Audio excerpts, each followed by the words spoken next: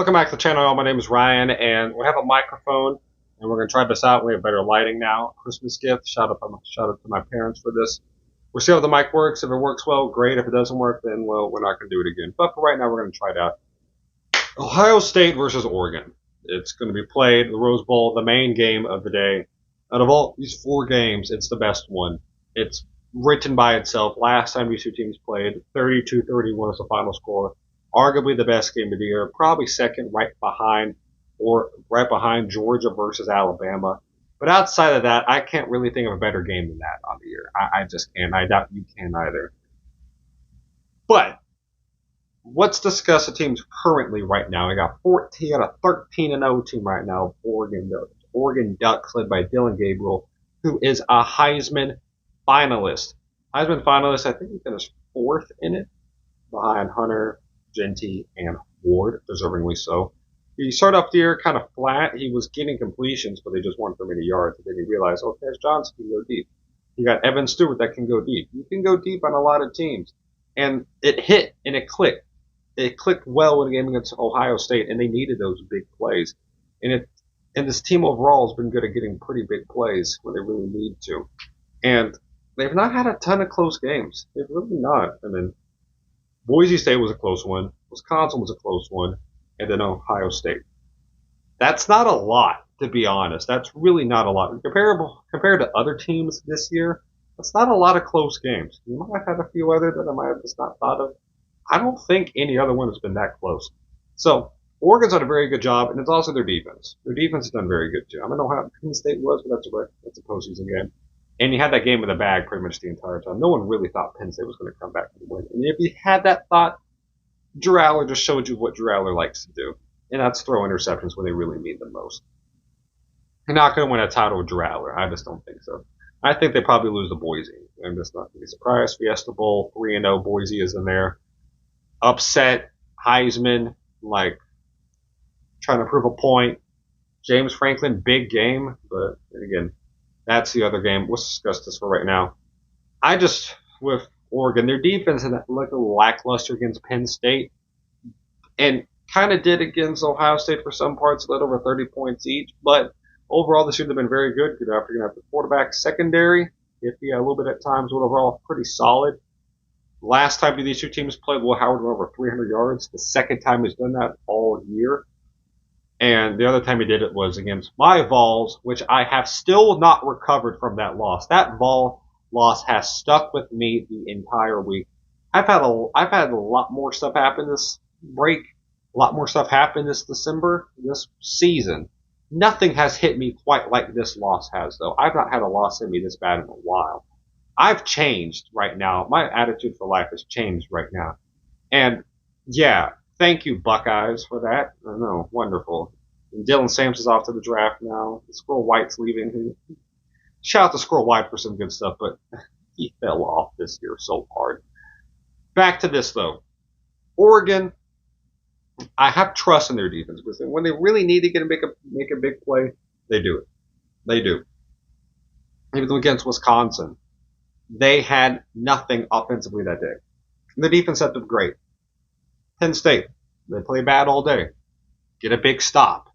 Oregon versus Ohio State, when they needed to, they got a big stop. And Will Howard can help out with that. They still weren't close enough for a field goal, and Will Howard just ran the clock out. So, stuff like that happens at times. It sucks for Ohio State, but it does happen. Because Oregon put you in a bad situation. That's their job defensively.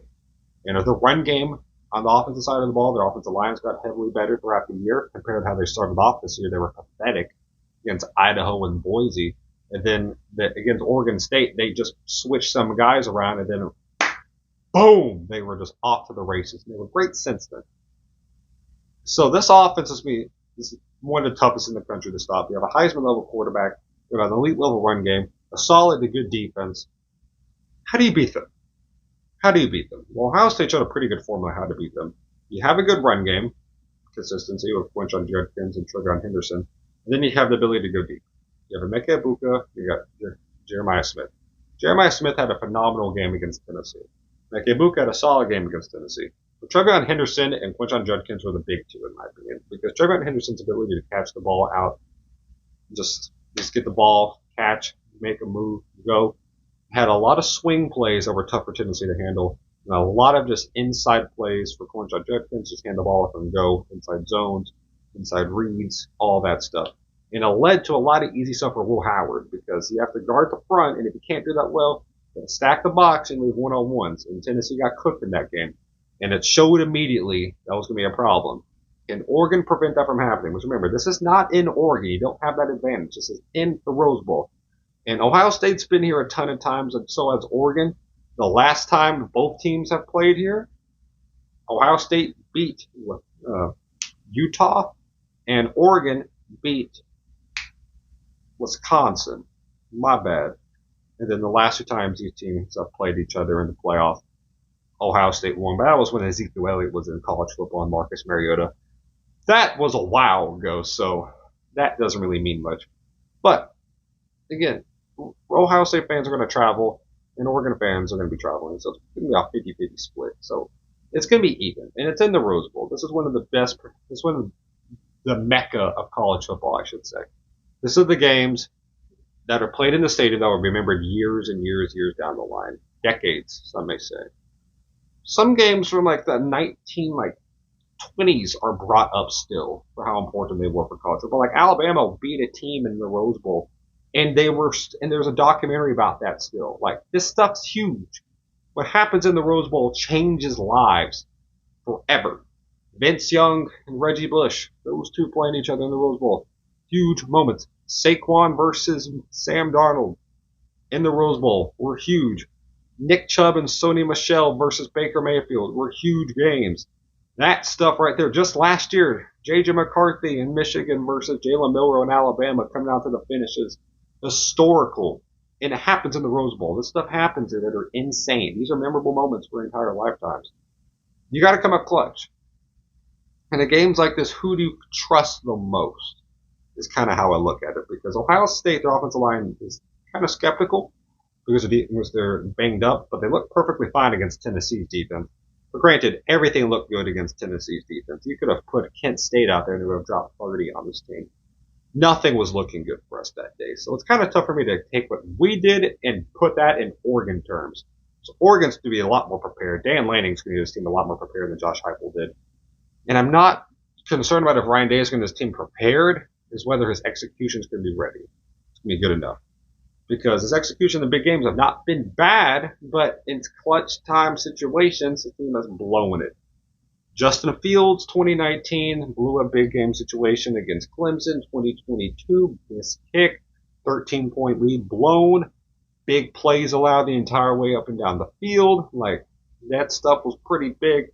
Every time against Michigan, like, that's huge stuff. You're missing out on. Even last year, he scored 3 points against Missouri in a bowl game. I'm not going to take that hard, but, like, come on. Like, clutch time execution. Again, earlier against Oregon, you ran the clock out. You can't do that.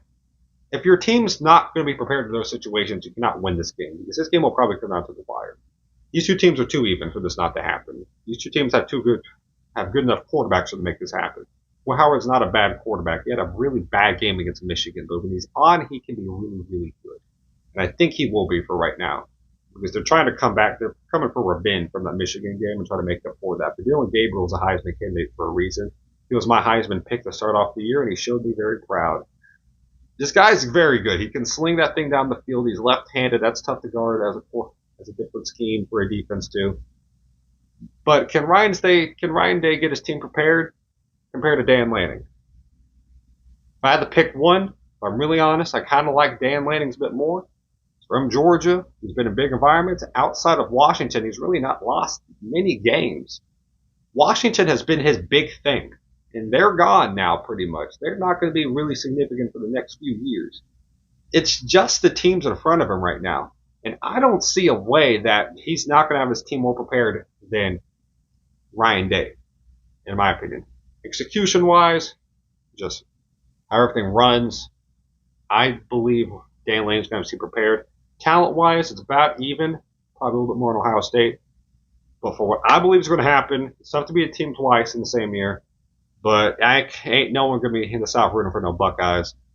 I got the Ducks winning this game. I got the score probably going to be 30-27. It's going to be another close one. Probably 31-30 to 27, something like that. Oregon wins this game. They're able to run the clock out at the end of it. I got the Ducks winning this one. Put out a comment your own opinions about this. Hope you have a great day, y'all. Stay safe. Remember, God bless y'all.